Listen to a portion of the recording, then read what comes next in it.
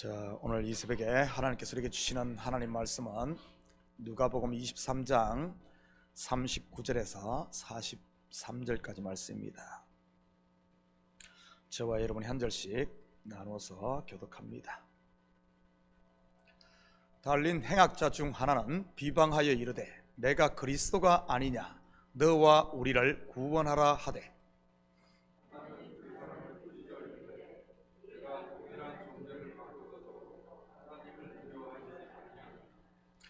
우리는 우리가 행한 일에 상당한 보응을 받는 것이니 이에 당연하거니와 이 사람이 행한 것은 옳지 않은 것이 없느니라 하고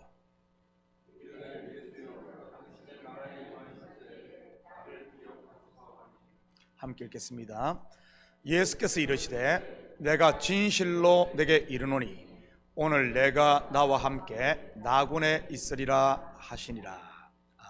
아멘. 좋은 아침입니다. 우리는 어제 새벽에 예수님께서 십자가에 달리셔서 하신 7 말씀, 곧 가상칠언 중 첫 번째 말씀인 아버지여 저희를 사하여 주옵소서, 바로 용서에 대해 공부했습니다. 하나님께서 우리에게 하신 용서는 일방적인 용서라고 했습니다. 우리가 용서받을 만한 근거의 기초를 둔 것이 아닌 은혜 말이지요. 마찬가지로 우리 또한 같은 방식으로 용서를 하라고 예수님께서 말씀하십니다. 상대방의 태도나 어떠함이 아닌 내가 하나님으로부터 받은 은혜의 근거를 두는 것 말이지요. 그럴 때만이 7번씩 70번이라도 용서할 수 있는 것입니다. 그리고 용서는 상대를 자유케 할 뿐 아니라 결국 나 자신이 자유케 되는 길이기도 합니다. 우리말에 때린 놈은 다리를 못 뻗고 자도 맞은 놈은 다리를 뻗고 잔다는 말이 있습니다. 용서를 하지 않으면 스스로가 매이고 괴로운 것이지요.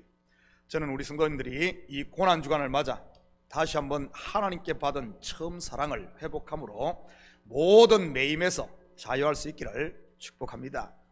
오늘은 십자가상에서 하신 2번째 말씀, 내가 진실로 내게 이르노니 오늘 네가 나와 함께 나군에 있으리라는 말씀에 대해 묵상하도록 하겠습니다. 이 말씀은 누구에게 하신 말씀이죠? 우편 강도입니다. 물론 우편 강도는 다름 아닌 은혜 아래에 있는 성도인 저와 여러분을 일컫는 것이고요. 그렇다면 좌편 강도는요, 여전히 저주 아래 곧 율법 아래 있는 사람을 일컫는 말인 것입니다. 먼저 좌편 강도의 말을 한번 들어볼까요? 39절입니다. 달린 행악자 중 하나는 비방하여 이르되 내가 그리스도가 아니냐 너와 우리를 구원하라 하되, 좌편 강도는 십자가에 달려 죽어가면서도 예수님을 비방하고 조롱하기 바쁩니다. 한마디로 자기에 매여 있었다는 그런 말이지요. 자기의 억울함, 자기의 옳음, 자기 생각의 말입니다. 마태복음 25장에 보면 양과 염소의 비유가 나옵니다. 거기에도 보면 왼편과 오른편을 나누어서 이야기를 합니다. 마치 목자가 왼편에는 염소를 오른편에는 양을 두듯이 말이지요. 왼편 곧 염소편에 속한 사람들의 이야기를 한번 들어볼까요? 마태복음 26장 44절입니다.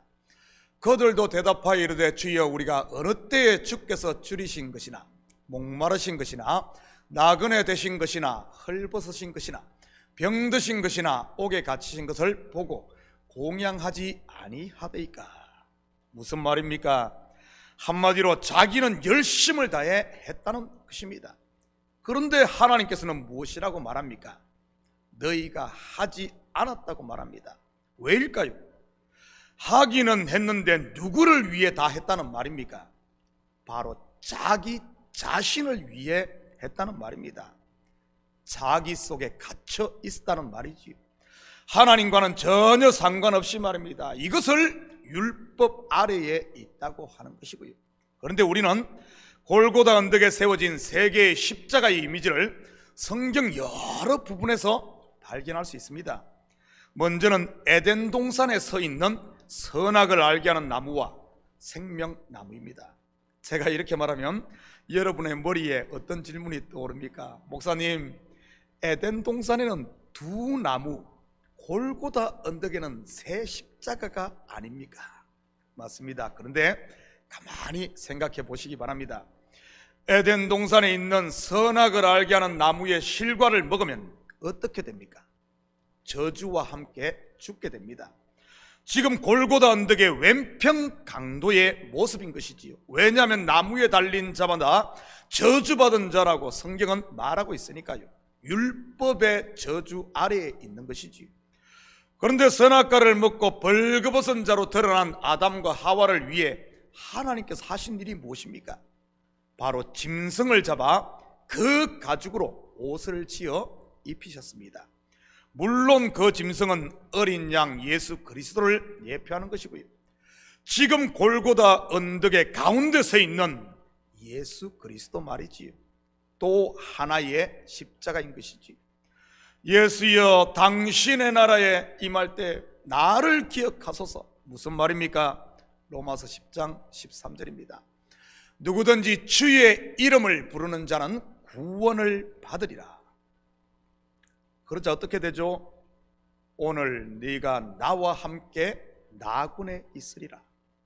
바로 짐승이 죽고 남긴 가죽옷이 입혀지는 것이요, 생명나무의 길이 열렸던 것입니다. 창세기 3장의 이야기의 실체는 오늘 읽은 본문을 모형하고 있었던 것이지요. 또 세 개의 십자가가 세워진 것을 볼까요? 민수기 20장 25절 26절입니다. 너는 아론과 그의 아들 엘르아살을 데리고 호르산에 올라 엘르아살에게 입히라. 아론은 거기서 죽어 그 조상에게로 돌아가리라. 바로 호르산입니다. 아론이 누구입니까? 모세의 형으로서 출애굽을 함께 이끈 대제사장이었습니다. 그런데 그는 가나안에 들어가지 못하고 광야 호르산에서 죽습니다. 그가 죽게 된 결정적 이유가 무엇입니까? 바로 모세가 시내산에서 첫 번째 돌판을 받아 내려올 때 백성들을 범죄했기 때문입니다. 모세가 없는 사이 백성들의 요구를 듣고 금송아지를 만들어 섬긴 일 말이지요. 첫 번째 돌판 곧 율법을 받자 백성들의 죄가 다 드러난 것이고요. 물론 그 첫 번째 돌판을 모세가 깨버립니다. 그 일로 인해 호르산 위에서 아론의 대제사장 옷이 벗겨집니다. 창세기의 언어로 말하면 벌거벗은 것이 드러나는 것이지. 율법의 저주 아래서 죽어가는 왼편 강도의 모습인 것이고요.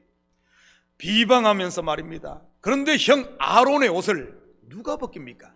다름 아닌 동생인 모세입니다. 옷을 벗기면 형 아론은 죽습니다. 여러분 같으면 이런 상황에서 여러분의 손으로 형의 옷을 벗길 수 있겠습니까? 그런데 모세는 하나님의 명령 곧 뜻을 순종합니다. 여기서 모세가 진 십자가, 바로 예수 그리스도의 십자가인 것이지. 그렇게 벗긴 형의 옷을 누가 입습니까? 아론의 아들 엘르아살입니다. 엘르아살이 그 옷을 입자 어떻게 되죠? 그가 대제사장이 되어 지성소에 들어가지요. 오늘 네가 나와 함께 나군에 있으리라인 것입니다. 그런데 우리가 살펴본 이러한 세 개의 십자가는 성경에만 있는 것이 아닙니다. 바로 지금 우리 가운데도 세워져 있는 것이지. 혹시 비방하는 왼편 강도의 모습이 우리 속에 없습니까? 여전히 육신의 생각에 매여 율법 아래서 종노릇하고 있는 모습 말이지요. 죽어가면서도 자기만 억울하다고 소리치며 있지도 않은 자기 의의를 주장하며 비방과 불평과 원망을 쏟아내는 것들 말이지요. 이것이 왼편 강도가 아니면 무엇이겠습니까? 아직 은혜를 전혀 알지 못해 그런 경우도 있겠지만, 은혜로 시작을 했는데 영적 잠에 빠져 사단이 부른 가라지로 인해 율법으로 돌아가고 있는 경우도 있을 수 있고요. 그렇다면 어떻게 하겠습니까? 우리 마음 가운데 세워진 예수님의 십자가를 바라보아야지요. 그리고 이렇게 고백해야 하는 것입니다. 예수여 당신의 나라에 임하실 때 나를 기억하소서. 성경의 다윗의 말을 빌리자면 I have sinned to God. 내가 여호와께 범죄하였노라. 베드로의 언어를 빌려서 말하자면 나는 죄인이로소이다. 나를 떠나소서. 오순절 성령 강림 때 모인 궁중들의 이 말로 하자면 형제들아 우리가 어찌할꼬. 사도 바울의 고백으로 하자면 주여 뉘시니까. 로마서 10장 10절입니다. 사람이 마음으로 믿어 의에 이르고 입으로 시인하여 구원에 이르느니라. 제가 지난 주일 설교에서 머리부터 가슴까지의 길이 세상에서 가장 먼 길이라고 했습니다. 머리 곧 지식으로는 이해가 되는데 가슴이 움직이기까지는 그만큼 힘들다는 말이지. 그런데 머리에서 가슴까지 못지않게 먼 길이 또 하나가 있습니다. 바로 이 가슴에서 입까지의 길이지. 다윗은 우리아의 아내를 범하고 입으로 시인하기까지 꼬박 1년이 걸렸습니다. 무엇이 그의 입을 그렇게 막고 있었던 것일까요? 나는 왕으로서 그만한 권리가 있다는 자기의 또는 자존심 아닐까요? 그것을 내려놓는 순간 어떤 일이 벌어지는 줄 아십니까? 사무엘하 12장 13절 14절입니다. 다윗이 나단에게 이르되 내가 여호와께 죄를 범하였노라 하매 나단이 다윗에게 말하되 여호와께서도 당신의 죄를 사하셨나니 당신이 죽지 아니하려니와 이 일로 말미암아 여호와의 원수가 크게 비방할 거리를 얻게 하였으니 당신이 낳은 아이가 반드시 죽으리라 하고, 바로 죄사함의 은총이 부어집니다. 그런데 여기서도 세 개의 십자가가 있네요. 다윗이 지은 범죄의 왼편 십자가, 그리고 그 죄값으로 죽어야 했던 어린아이의 십자가, 그리고 죄사함의 우편 강도의 십자가 말이지. 그리고 받은 복이 무엇입니까? 바로 자기가 범죄했던 밧세바의 몸을 통해 왕위를 이을 여호와께서 사랑하시는 자라는 이름을 가진 여디디야 곧 솔로몬을 얻게 됩니다. 오늘 내가 나와 함께 나군에 있으리라는 것이지. 사랑하는 성도 여러분, 혹시 아직도 왼편에서 서성거리고 계시는 분은 없습니까? 이 새벽 우리와 함께 하시는 예수님을 바라보므로 하나님의 나라 은혜와 평강에 나군의 복을 받아 그 복을 만큼 누리며 사는 하루가 되시기를 예수님의 이름으로 축복합니다. 같이 기도하십시다. 사랑의 아버지 하나님, 참으로 감사드립니다. 고난주간은 둘째 날을 맞게 하시고 네가 나와 함께 나군에 있으리라. 아버지 하나님, 이 소리가 우리 마음 가운데 쟁쟁이 들려짐으로 말미암아 두려움도 내려놓고 근심도 내려놓고 아픔도 내려놓고 아버지 하나님 자유함을 누리는 저희들 되게 도와주시옵소서. 언제까지 아버지 하나님 왼편에서 비방만 하며 살겠습니까? 아버지 하나님, 나군이 눈앞에 있고 천국이 내 앞에 있는데 이 복을 잃었어야 되겠습니까? 아버지 하나님, 우리 성도들 이 새벽 기도할 때마다 우리의 시야가 온전히 주님께만 향하게 하시고 우리의 입술에 고백이 있음으로 말미암아 아버지 하나님 천국이 우리 마음에 임하고 아버지 하나님 그 천국을 상속받는 저희들 되게 도와주시옵소서. 감사드리며 예수님의 이름으로 기도드립니다. 아멘.